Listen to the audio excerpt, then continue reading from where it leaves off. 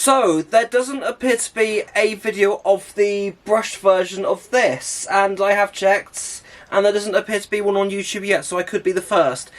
Anyway, so for a while I've had my eye on a 1/10 scale monster truck, mainly because of the ground clearance, and in some places the ground clearance would really help a lot in a lot of off-road settings, including a lot of places that I have been to where some other forms of radio control vehicle have struggled. And the Ramraider was something I did have my eye on for quite a while, but it was kind of out of my budget for a 1/10 scale monster truck, because even though it is a basher and quite robust, the price for the brushless version was on average £239, although when I did check last it was £229 in most places. But then this came out, and the average retail price of this was £169, so that is £70 cheaper than the recommended retail price for the brushless version. However, I got a good deal on this at Jadlam, and I paid £140 for this, so that's £29 saving of the recommended retail price, and definitely over £100 saving compared to the brushless version, which wasn't on offer at Jadlam, and I think was the recommended retail price. So here I have it. I finally have a 1/10 scale monster truck, the FTX Ramraider, which I have had my eye on for a while. Finally, the brushed version has come out, which is actually really good because this works out more cost effective for those who do want to get into bashers.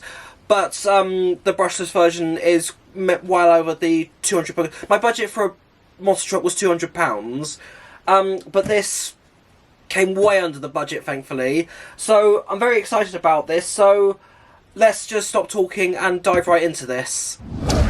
Okay, before I go into taking this thing out of the box, I've noticed right off the bat we do have a Hobbywing ESC included, which I do use in my radio control racing vehicles, and they are very good ESC. So, got some technical detail on the front of the box there, don't know if you can see it, but more details there. Not really much going on there, so let's just dive into this. So I might need to, oh, it comes off quite nicely, and there it is. So, got EU adapter in there along with a wrench. And I might have to excuse me for this. There we go, we're getting somewhere. Right.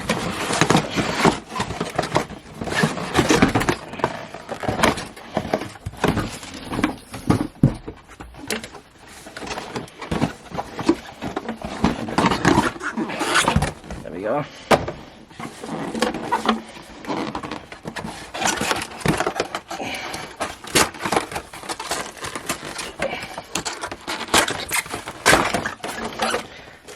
So, and there it is, the monster. Let's try and get the film off of the body.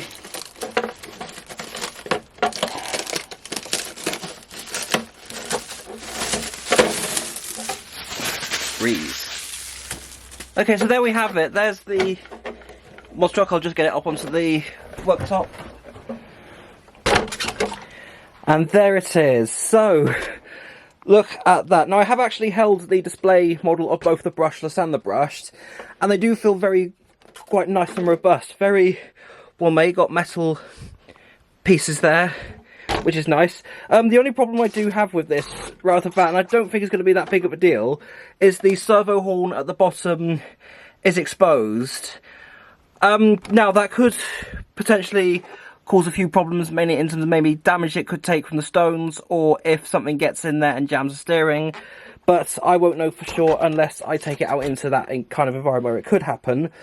But there it is. Also, right off the bat, you may notice as well, is it doesn't have the lights on the body up here, or on the front right here, and maybe also some stuff from the back I believe it also had.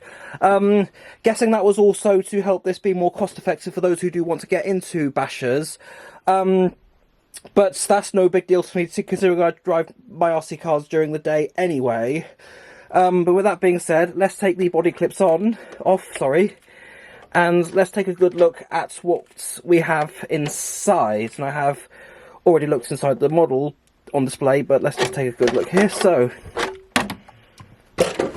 there we have our controls. Oh, that's an interesting wonder what Hobbywing ESC that is. So here we have our servo, we have our receiver cased in here, and we have here the Hobbywing ESC, which I did point out. Now, the gearbox is quite nicely cased. I do wonder what material that is made of. Hopefully that's polycarb, if not PVC, which is, PVC is decent, but doesn't quite do the job in all cases. So here we have I believe this is a 12-ton, no, it's a 15-ton. Yeah, so this is a 15-ton 550 motor. Thankfully, this is in there rather than a 540, because 540s cannot handle 3S, and I speak from experience on that. So we got nice 550 motor there, going to definitely get some speed in that. Got our battery cradle here, and with that being the monster truck, let's take a look at what else it comes with. Okay, so other contents in the box also include this packet here, which includes the instructions, a UK to EU adapter, and a set of tools in there as well as some spare servo horns. Now let's take a look at the contents of this box, and oh, we got a LiPo bag. So does the thing come with a LiPo? Let's just take a good look and see what we got. Question was it an IM? Is it? Okay, it is a LiPo. So we've got a Volts 2500 milliamp hour LiPo in a hard case, and it's also one of those cases that's designed in the same way as the classic NiCads and nickel metal hydride batteries. Now, I actually bought a pack very recently. It was an HPI pack, and I got that for radio control racing. So this, for once, is a battery that could come in very handy outside of the use of the Ramraider. So thankfully for that, got our LiPo stack there, which is nice and good. Now the transmitter,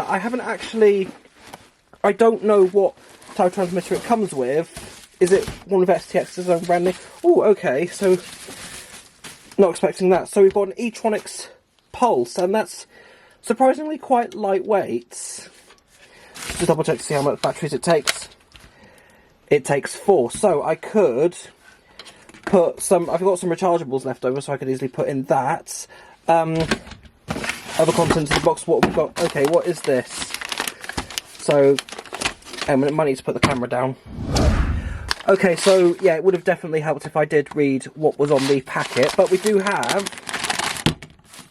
have a balance charger, and I do actually have something similar to this. I believe it was a SkyRC balance charger similar of this type, and I do use something like this to charge some of my smaller packs, so this is actually going to be pretty handy for all other things. Shame it's not USB powered, but oh well.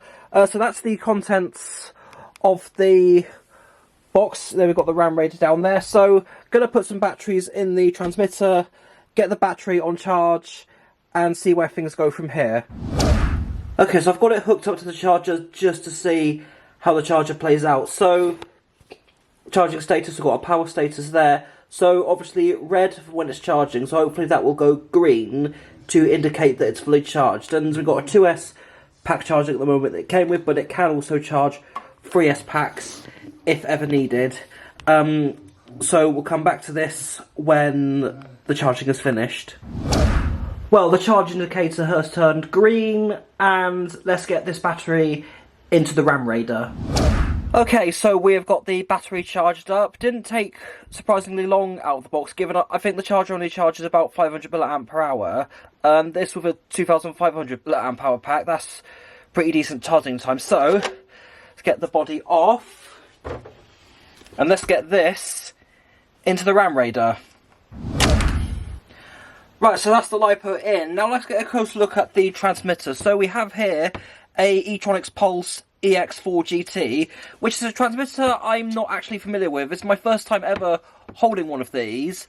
And just to get it in focus there. Yeah, anyway. So this is a transmitter that's actually quite new to me. So, got our two proportional channels here being the throttle and the steering. There's also a third, I believe that's channel 3, which is the 3-stage switch. And there's also a 2-stage switch here. So there's your 2 other channels there.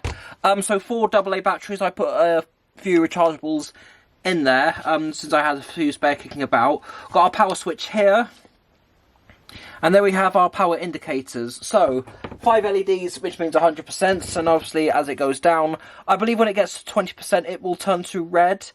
or maybe it's colour coordinated. I'll have to see how I get on with this.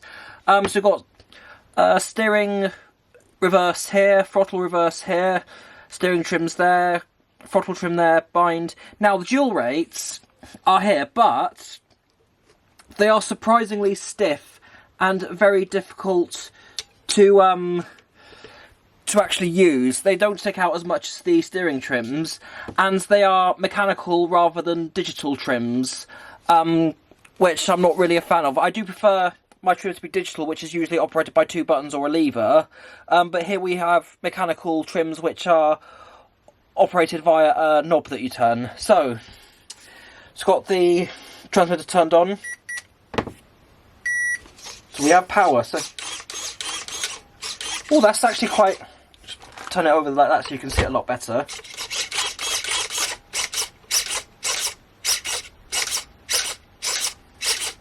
That is some pretty nifty steering. So the suspension, double wishbone, which feels really good. Now I'll probably hold it up like that so it's just... And so here we go. Let's send it.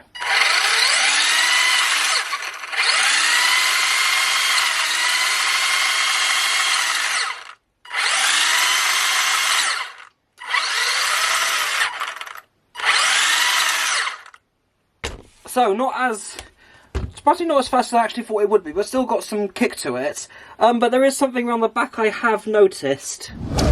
So I was just looking around the back, and I've just noticed that one of the brackets for the arms, holding the shafts in there, you may notice it wobbling quite a bit. And there isn't a way of tightening that up, unfortunately, and it's also rather the same at the front. Actually, it's not... Yeah, it's not as... Oh, I didn't really quite get in the shot, but that's not as bad at the front. But overall, pretty impressed so far. But also the other thing I've also noticed is that there is also a slipper clutch round the back, which is a great feature. It's going to be a good thing to have, I guess. Anyway, so I kind of got a bit lost with that one. There's one thing I do want to have a look at. I just want to take these pins off of the receiver casing and take a good look at what we have inside. Okay, so I'll try and focus in that a little bit, but we do have our eTronics Pulse receiver, which, EX4 GT. I don't know if that has a particular receiver model. I was looking this up, and to buy another one of these is £17. Now, I could buy 4 FlySky receivers for maybe just a few pounds more, so I'll definitely be putting a FlySky receiver in this when I can, but I just want to see how this thing operates out of the box, no alterations whatsoever, and also just to see how it operates and how it handles with this, the transmitter that it comes with in the box. So that's the Ramraider. And it's a bit dark right now, so I can't really take it outside tomorrow, and I'm going to be out somewhere tomorrow. So let's cut to daytime and whenever I am able to drive this thing. Okay, so I brought the Ramraider outside, and thankfully the controller is designed so I can film and drive at the same time. So, just going to do a little bit of speed run along this stretch of road. So, this is actually the first time I've actually sent it at full throttle.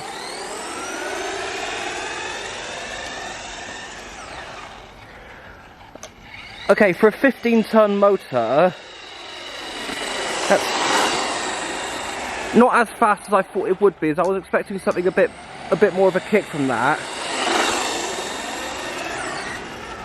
Okay.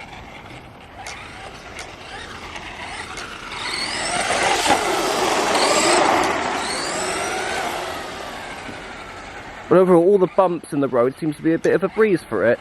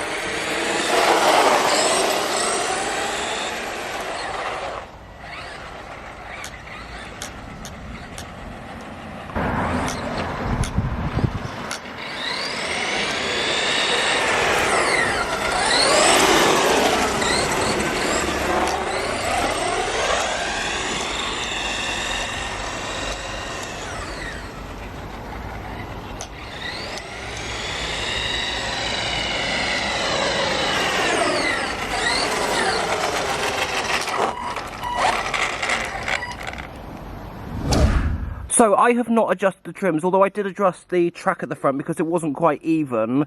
But that's, surprisingly, considering I've not adjusted anything on the transmitter, drives in a straight line, so amazing.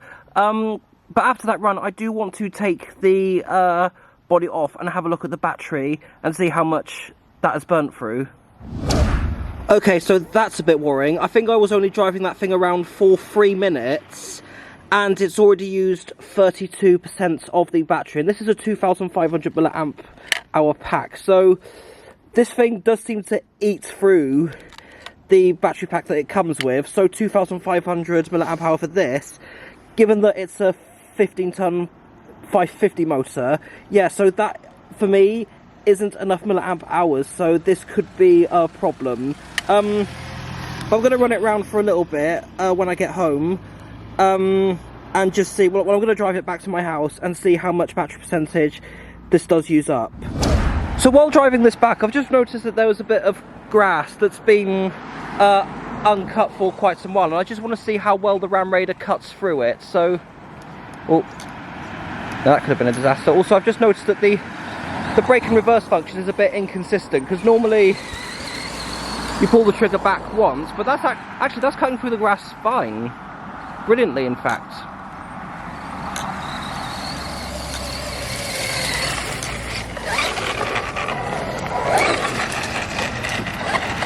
Well, hopefully the leafy foliage will...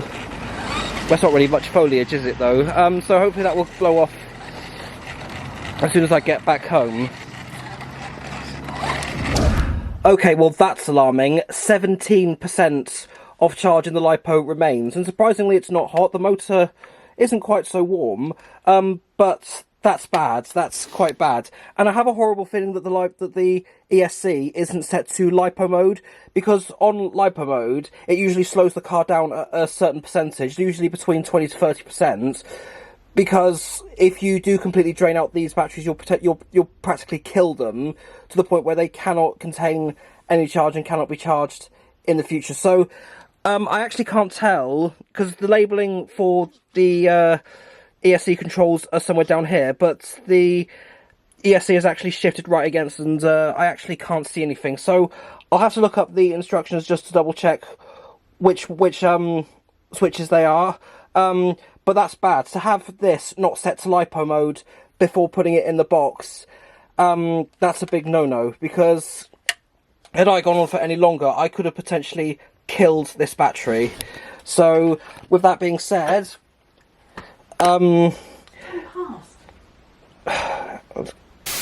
sorry about that. Anyway, I did look up this ESC, and turns out this is a 40 amp ESC, which is a little bit worrying for me, given that I typically use 80 amp in 15-ton motors. So this is double of what I would normally use. So I am a bit concerned, and maybe that's partially being the reason why it's not delivering as much kick as I thought it would be. Because normally with 15-ton on-road cars, it has a very good kick to it. But the other thing as well, I did double check the settings, and I also found a PDF for the manual for the CSC, and turns out it is set to LiPo, which is a bit worrying, because if I turn it back on, I'll have to turn this upside down so that it doesn't roll off the table. But I'm just going to slowly accelerate, but just...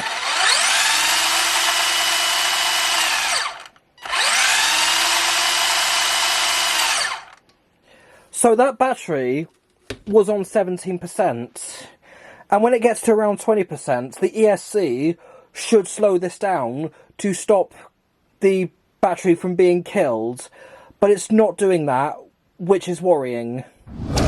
Yeah, so it turns out that this isn't a high enough milliamp hour for this kind of setup. But not to worry, I'm just going to put that to side, and after doing that little test, that went down from 17 to 12, so quite alarming. So I do have this, which is an HBI plasma LiPo as well, same hard case design, but this is 3,200 milliamp hour, so even though it may only be 700 milliamp hour, we'll wait and see how this fares out. And also, I haven't put Dean's, well, it's already got the Dean's on, sorry. I meant to put XT60s on this, because Deans, I don't like them. I always prefer XT60s, the yellow connector. Anyway, so this is fully charged, and I'm actually going to try and find an off-road setting that this can take on. Okay, so I brought the Ramraider outside to an area where I brought my Strada previously. It's quite a nice grassy area. Thankfully the grass has been cut, because it was definitely a lot longer than this. There's a nice bit down there, I might take it in a little bit. Now I have already turned the car on, and I don't know if you'll be able to see it, but somewhere in there, probably can't make it out, but there is the HPI LiPo pack that I've put in there, rather than the bolts one it came with. Also, there's something going on with the radio gear, so if I do turn it, so I've got the car turned on, but the connection when you turn the transmitter on is a bit inconsistent, so... Okay, so it did it then, but sometimes I'd turn the transmitter on, but the transmitter won't connect to the receiver easily, because sometimes what I have to do, if it doesn't connect, sometimes I'll have to hold it close to the receiver like that. But anyway, let's go off-road.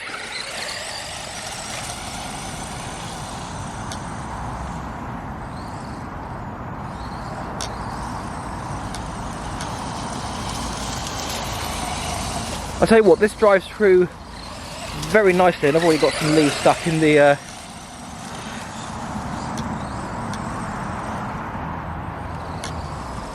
See, this is the benefit, this is the reason why I needed a monster truck, purely for that ground clearance, and it's cutting through the grass phenomenally.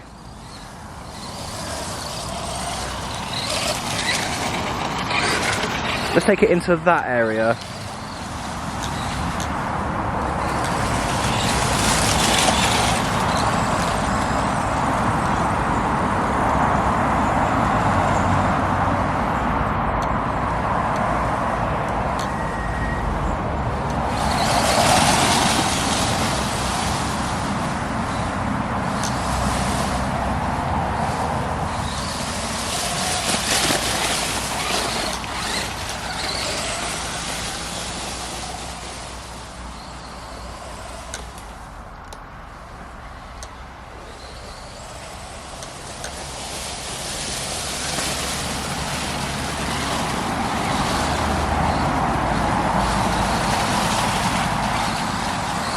So I've just noticed a bit of airtime in this area. Let's see if I can do it again.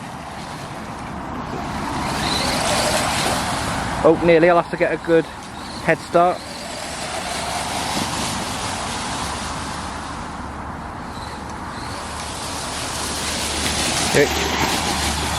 Missed.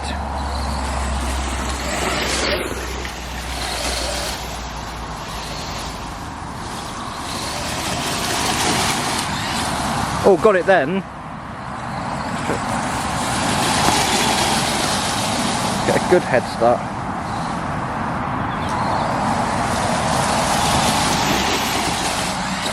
Oh, that was better than the first attempt.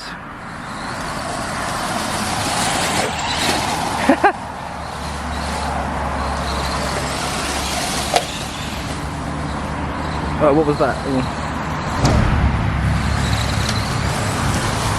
Ah, so here's that nice hilly bit that was on about this.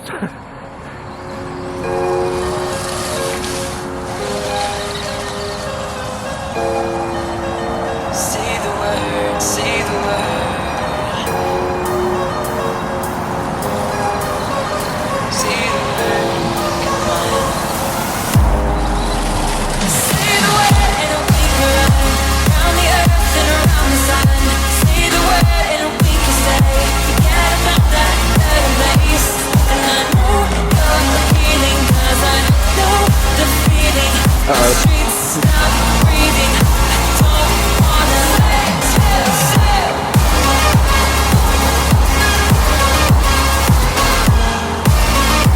Say the word, say the word.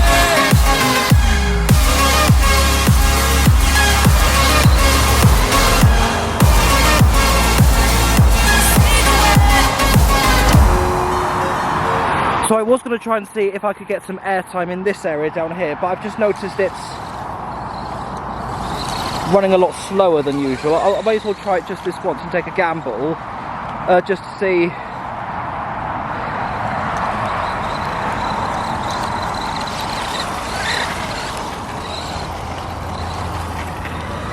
Yeah, so that's probably a sign that I should check the battery capacity. Right, so I've just taken it off, and the motor is, yeah, it's very hot, and there's a very distinctive smell, so hopefully it's very hot, and it smells like that, very hot, but look what we've got on all the leaves that are trapped inside of this thing. It's just, yeah, so this I'm definitely going to be giving a clean when I get home, but the time has come to basically check, because surprisingly the battery pack isn't even that warm. So I'm going to take the capacity controller and see how much percentage I've got left. Okay, so not as bad as I actually thought. I had a decent runtime with that, and I'm now down to 19%. So for the sake of things, I'm not going to run this thing for any longer. I'm going to take this back home. But overall, this thing has been really fun to drive. It cuts through the grass very nicely, especially that leafy area down there. So very, very happy with this thing so far. I haven't tested the full potential. I'm hoping to do that very soon when I go down my cousin's for bonfire on Friday. But that might be for a separate video because of how long the runtime has been on this one. But overall, really happy with this. I don't know what some of you are thinking. Oh, you didn't bash it, you didn't send it flying, you haven't broken it. How do you know it's a basher until you've actually broken something on it? No, actually, I like to take care of my things, you ungrateful fuck. Sorry, I don't know what came over me. Anyway, so that was the FTX Ramraider brushed edition, and overall, I'm really happy with it. Despite the fact that I haven't taken it out to places where I will get much airtime. The reason why I didn't know, because there is a BMX track near where I live, but that's quite a bit of a trek in comparison to the areas that I went to. But also the reason why I decided not to go to there is because of the amount of yobs that normally attracts. So I decided to play it safe, go, walking all that way, going there, realising that the track is already being used, and that's going to be a recipe for disaster for this thing. And also, given that we're in the school holidays at the moment, that's probably a good thing that I didn't do that. Anyway, so far I'm really happy with this thing. The only two criticisms I do have of this is that they haven't provided a big enough milliamp hour battery pack. So I would say that if you're going to be running this for a long time, I'd say at minimum what you'd want is 4,200. The other thing as well is the connectivity between the transmitter and the receiver can be a bit inconsistent from when I turn the car on to turn the transmitter on, because sometimes when I turn the transmitter on it wouldn't connect instantly. But the other problem as well is that hang on, my dad's coming home, so he's probably gonna end up unloading us. There we go. Anyway, so as I was saying, overall the okay, let's try that one more time. Anyway, so as I was saying, the only two problems I do have with this is the battery pack milliamp hour this comes with, and also the connectivity issues between the transmitter and the receiver at times. But the future plans with this is to actually convert this from brush to brushless, because that would work out being more cost effective than buying this thing brushless altogether. So there are some resources that I do have access to, AliExpress, but I've bought stuff from AliExpress and it works fine. I've used AliExpress stuff in my racing cars, I've used AliExpress stuff in a TTO2B, and all of which has been perfectly fine. So that's the plans with that being.